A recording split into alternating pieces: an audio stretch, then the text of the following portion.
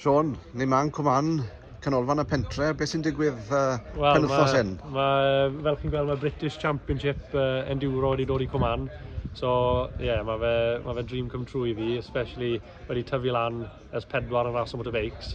A nawr mae fe ar y drws, so mae fe'n very exciting. So mae hyn o nos Wener, a mae'r ca yn llawn o campervans, motorhomes a bikes. Mae'r lle wedi trawsnewid. Mae fe wedi trawsnewid. Mae lot o gwaith wedi mynd mewn a wneud yn siŵr bod pob un yn ffito mewn i'r car stuff. So mae hyn o nos Wener, beth yw amserau'r penwythnos, beth sy'n digwydd? Ni'n dechrau fan hyn yn y car pentre am 9 o gloch bore fory. Ond byddwn ni'n reidio mas lan Cwmann i Pwll y Crynion. Ond bydd special stage yn Pwll y Crynion. A byddwn ni'n croesi'r mynydd ar un i brechfa. A byddwn ni'n gwneud 4 lap o brechfa wedyn. Mae tua 30 miles yn brechfa i wneud, 4 lap o hwnna. Ond byddwn ni'n dod nôl yr un ffordd lawr i Cwmann. A byddwn ni'n newid tyres a mynd trwy'r beic wedyn fan hyn, byti 4-5 o gloch wedyn nos fory. So faint o feicwyr sy'n ma'r penwythnos hyn? Mae byti 140 o feicwyr wedi dod. A mae yna wahanol ddosbarthiadau i gael wedyn? Wel, ti'n dechrau y Cwmann, a wedyn ti'n mynd lan i expert, a wedyn mae dati yr Elite Championship wedyn.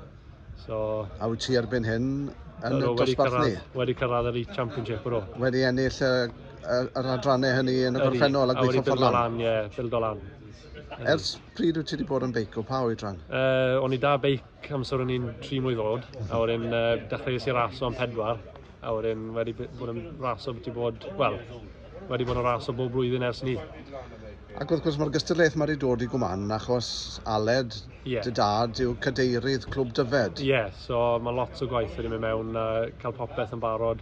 So diolch i clwb dyfed am dod â fe i fan hyn. So faint o waith sydd wedi bod yn trefnu a faint mae wedi cymryd i chi rhoi popeth yn ei le? Wel, mae wedi cymryd byti 5-6 wythnos rwy fod i wneud yn siŵr bod popeth yn barod.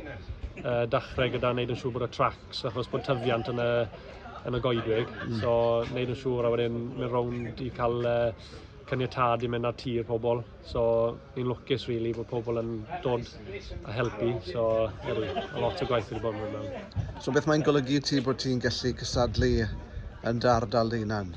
Popeth. Mae fe dream come true. Ers y dechrau, does dim byd wedi bod fel hyn yn Llambed, really, ers bod fi'n cofio.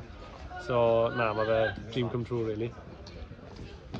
Ac a cysgu'n dywelu dy hunan, sy'n rhaid cael carafan yn dy byd? Fach o lai yn fori nawr.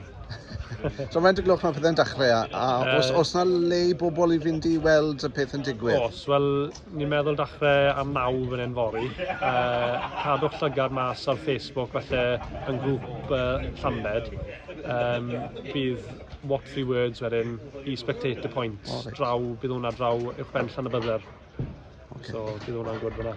Beth am y tywydd? Mae'r ddeiar yn sych, tipyn o ddwst. Os chi'n gwneud trefniadau ar gyfer gwahanol amgylchiadau o ran... Mae da ni water bowser yn dod, just in case bod gormod o dwst.